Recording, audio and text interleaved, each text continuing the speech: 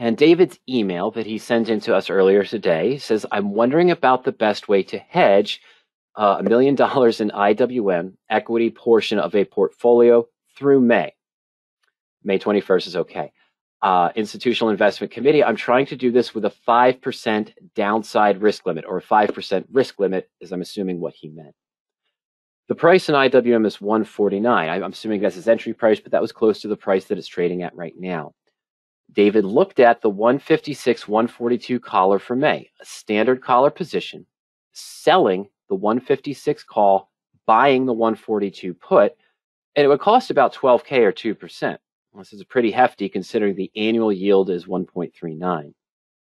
Now we looked at selling a deep in the money covered call at 110. That might give a return of 3.6% plus additional yield, and it gives a large downside protection. But there's risk below that.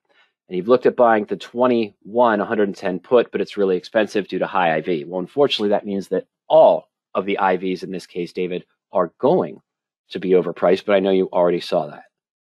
Now, when I get these type of questions, of course, the first thing that I'm going to do is go into PowerOptions. And when I mean these types of questions, I mean these types of questions regarding, oh, apologize, folks. These type of questions regarding insurance, protection, and more.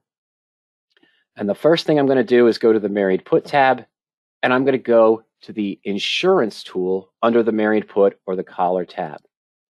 This is a very simple tool that allows me to put in my stock symbol, price per share, and of course, the cost basis. So we're going to look at IWM, and we're going to put in $149 per share. Now we're going to look just at the buy put month. I'm not going to worry about the sell call against it right now. So I can toggle between buying a far out put and selling a near term call, and the computer would give me some numbers of the percentage risk, the max return, the different combinations that are available. I could select the same expiration as David had mentioned, a May to May, but I'm going to start off just with May because I want to see what kind of ballpark we're talking with just the far out put that would get us near about a 5% risk. Now, this tool is a little bit different from the Married Put search by symbol that we have on PowerOptions in the basic search. Rather than seeing the percentage at risk as a positive value, what you're seeing here is a column called Locked in Profit. Now, this insurance tool is a very powerful tool. If you have an unrealized gain in your security and you're looking to lock in some of that profit with the put option, so if I had a 10% gain, I might be seeing locked in profit of 6%, 5%, 4% or so by buying these various put options. It means a bulletproof position, guaranteed a profit of 4 or 5%. But in this case, since we're right at the current stock price, we see the risks of these put strikes, the 154, the 153, the 149 and more, taking risk of 8.6% to 6.8%. Now, I can reduce that by selling a call, but David sort of already went through that with a standard collar position on his 142, 156 combination, and he said he wasn't too happy with it. So now let's go ahead and just take a look. It's obvious the 154 isn't going to cut it for us. I know where the 5% risk is because I looked at it earlier. This is going to be at about 160. And for David's query, of course, he mentioned that he has close to $1 million in IWM. Well, at $149, I'm just going to link to the profit and loss chart. At $149 or $16,000, this works out roughly to be the equivalent of 6,700 shares. Let's go ahead and put that in. 6,700 shares of IWM at 149, close to that $1 million. And I'm going to go into May, and we're going to go ahead and go to the 160 put, which is right about $20, somewhere between $19.75 or $20. So 67 contracts, it's probably going to run us close to $130,000, $140,000. But let's just take a look. Okay, 67, and I'll just use the midpoint there that it gives me. All right, so actually it's $132,000 with that risk of 5.2%. Why am I starting here? Why am I doing it this way instead of an out of the money put that's cheaper? Out of the money being, if the stock's at the ETF's at 149, why am I not looking at a 140? Why am I not looking at a 141 or 142 as David mentioned? Well, because he already did that, and he didn't like the trade-off of the risk reward. So this by itself, the static married put position with, yes, investing $130,000, gives us that downside risk he was talking about, that max risk we wanted to see of 5.2%. As Dan mentions, it's also the out of the monies with the 140, the 142 strike. Even though they're a lower cost, we lose 9 points before the insurance kicks in. So Dan mentioned that they're going to take a higher risk as we go further out of the money. The best risk control is slightly in the money, and on this position, it's 11 points in the money, roughly about 8% in the money from the price of 149 to get the 5% risk that we want. Now, could I sell a higher strike call in this case, or could I sell a May call, creating a standard collar all the way out to May to reduce the risk of this premium? Yes, but what do I not want to do? I don't want to sell a May call that's below the strike price of this position. I bought the 160 put for 19. Well, there's no calls that give me the $19, but I don't want to sell half of that at, let's say, 154. Why? Because my cost basis, remember, per share is going to be upwards of about, 170, about 169.73. Selling 67 of the 154 calls in this case is going to create a bearish position similar to a bear call credit spread. And that was not the approach that David's looking for. He's more bullish, which is why he's looking at insurance to control the risk in case the unexpected happens in the next several months, but looking to get upside profit. So to get now we did lower the maximum risk to only 2.9%. We do have a potential profit on this position as well. But again, this is not the structure David wanted. So to get that more bullish structure, we'll have to take less premium to sell a call that's at a higher strike price. And if we keep in the May expiration for a standard collar position, let's say go to the 165, we'll reduce this cost by about $4 or $5, maybe a little bit more. We'll leave ourselves some upside up to the 165 strike. We'll take the risk down below 5% as we saw. But is this the structure that David wants? Max return of 1.2%, which was less than what he found with the 142, 156 strike when he tried the standard collar there, and it didn't give him the return that we want. And he was actually said he had was putting in a cost basis that was higher. I'm sorry, paying a debit in this case, which was higher. So, with all that in mind, to get a true 5% risk for an extended period of time, the upfront married put would be the way to go. Now, however, I can start knocking down the premium slowly and slowly. And let's be honest, if I'm bullish on IWM and I'm looking to protect it to May, my expectation for IWM is probably that it's going to be well above 165 by May expiration. That is probably going to go back up to maybe 180 or 190. That's why I'm planning on holding it this long and planning on having insurance in case. But yes, it is expensive. You don't get something for nothing.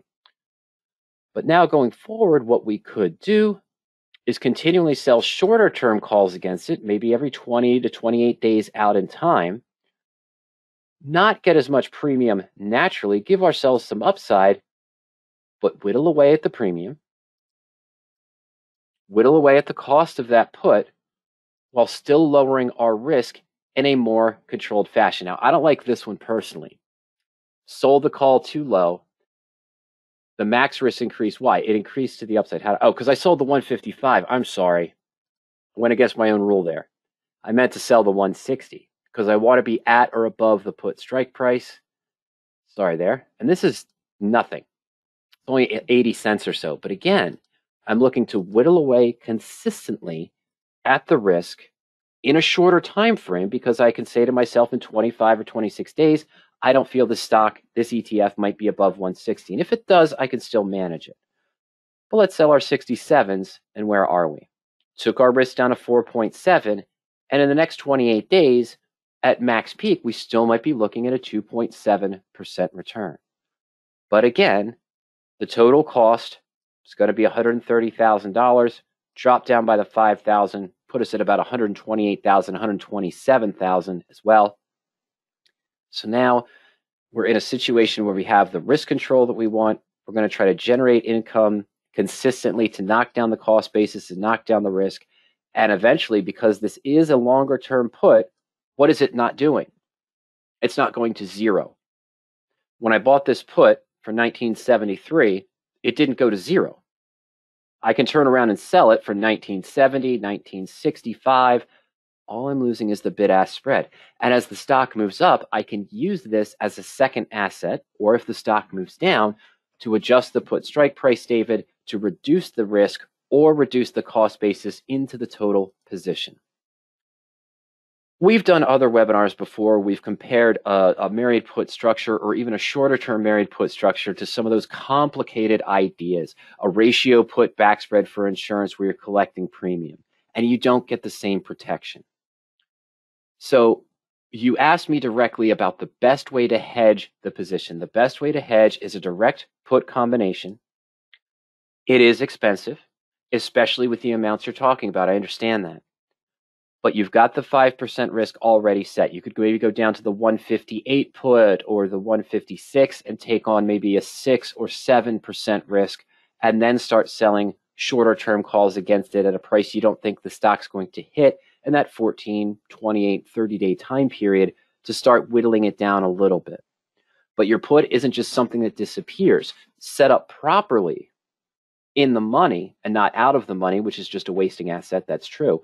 But setting it up in the money, you have intrinsic and time value. And as the underlying moves that you suspect upwards, yes, you'll lose intrinsic, but you'll actually see that ATM bell curve take effect, which will allow you to manipulate this put option to lower the risk potentially, adjust the position. It may add more cost basis, but that's what you have to ask yourself. Is your goal here to maximize return? And the answer is probably always yes. Or is the goal here to control the risk, where if IWM does what you expect in the next 60 to 65, maybe 80 to 90 days, you may end up with a bulletproof position after adjusting the put, but you increase your cost basis, but now you're down to zero risk with still a few months to go to be able to sell premium and let the stock or the underlying roll up in price. Okay, so if you want the insurance this long,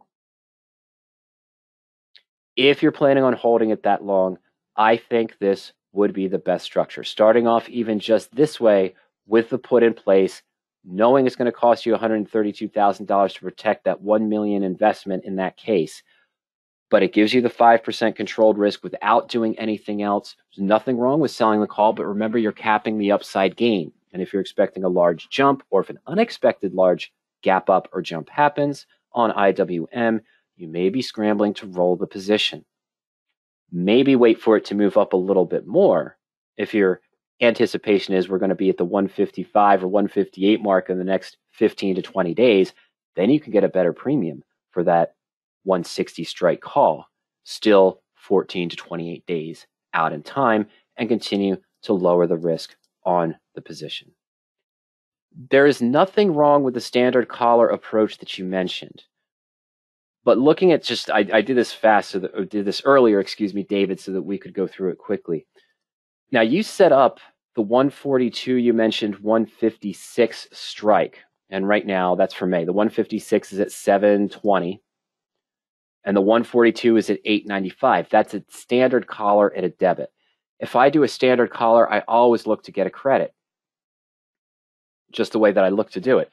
So I might look at the 140 put, that's at 830, but I got to go closer now to pay for it. So we're talking at the 152 strike in order to pay for the position. Wrong. I did that the last time too. And we're going to do the 67 contracts again. So now this standard collar, as Dan mentioned earlier, what does it do for us? Well, it gives us about that 5% risk, but now it's static. Sure, I can manage the May call. I can manage it doing it differently. But at the same time, I mean, roll the call, of course, and do some management on this. But at the same time, I've capped my gain to about half of what the maximum risk is on this position. I don't know if this matches your targets. What benefit did you get from this? Well, did it at a credit.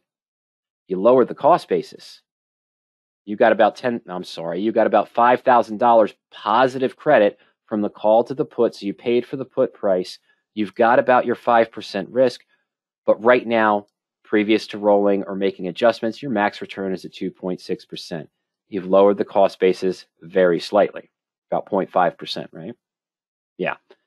So there's nothing wrong with this structure, but is this match your expectations for what IWM is?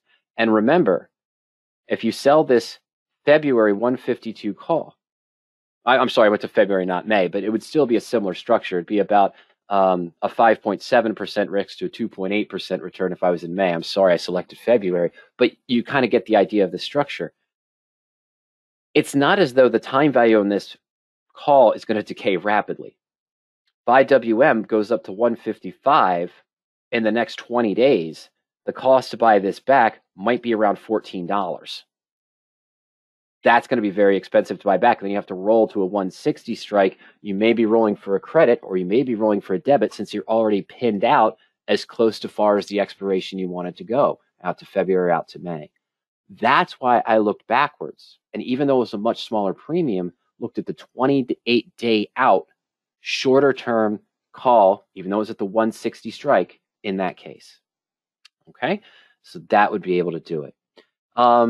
Octavio says, what if you use a collar and buy a synthetic long? That's not the issue here, Octavio.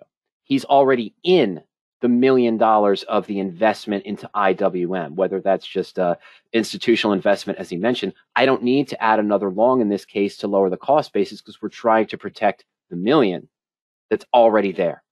We're not looking to do a new position that has a lower cost basis by taking on the synthetic position in this case. Okay. All right. And I think this was related to this, but it looked like a previous question had come in from Jesus. It was related to, he says, when is the best time to sell a covered call? We're going to get to that in a little bit, but he also said, would you sell a CC even if the price falls too deep in the money? I think this is a separate discussion. But if I was, let's go back to just the married put position real quick. And I know this isn't what you're asking, Jesus, but I'm going to do this partially for David real quick while we're here. We're at the 160 put again. 67 contracts to hedge that larger portion. Protect, better term than hedge, okay? And there's our 5.2% risk. Now, Jesus, we'll get to that in a moment, but I was going to say here for David, in this situation, I've got this double structure here, and remember what I said, the put is your second asset. If IWM, we hit another rut, no pun intended, we hit another rut in the market and the stocks fall another 7-8%. Rut, let's say, falls down to 130, 125, 120. What have I done? Well, I've lost, let's say 120. I've lost $29 on the stock. Didn't want that to happen. But this is also going up from 1973 to probably $38. I'm probably gaining $19, almost 60 to 70% of the decline in the stock because my delta is increasing. So I can manipulate that put, move it down to a lower strike, which might increase my percentage at risk, but it's drastically going to reduce my cost basis into the position. What I would not do, as we saw earlier when we looked at that errant bearish structure, which didn't match David's long-term goals for the holding of this position, is that if IWM fell down to 120, I leave the 160 put in place and then sell a 122 or 123 call. That would be a massive bearish position where if IWM suddenly rebounded and went to 130, I'm probably looking at a larger loss, even with the 160 put in place of 5.2%, because my investment would still be around 167, 168, and I'm agreeing to give up the shares at 122 or 123. Wouldn't work that way.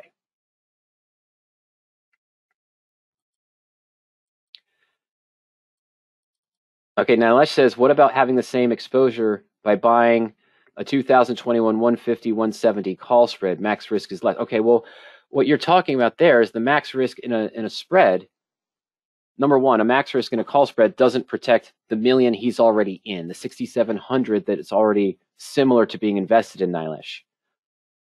Trying to do a lower cost with a 150, 170 call spread, you say the max risk is less than 5% with a 2-to-1 payout. No, the max risk is 100%. I'm going to lose 100% of what I invest in that call spread if the stock stays below 150 at May expiration. Now, of course, if it moves up, I can close it early, Nilesh, and everything. I could take it for maybe a 50% profit. But in a bull call debit spread, to sort of manipulate the profit, whether I'm out to October or whether I'm out to May, you do have a 2-to-1 risk reward ratio, but remember, at the same time, you are risking 100% of whatever you invest into this position. So if I buy 67 contracts here, that's not going to be equivalent to the $1 million. And I sell 67 here, just keeping the same numbers. I get into a debit that's $54,000, $82,000 cost on those 67 longs, $28,000 back on the 67 shorts at 170, but I'm risking 100%. The stock stays down here and I wait too long because I never see the profit that I want. I'm just losing and losing and losing premium and losing time value. Eventually, this red line at the halfway point is going to get closer to the blue line if it doesn't do what I want. So you're risking 100% of what you're investing. Is the 54,000 Nilesh 5% of the million that's already invested? Yes, that is true. You're absolutely right. Your math is correct. But we're risking 100% of what we invest into the debit spread or into the credit spread as well. Okay.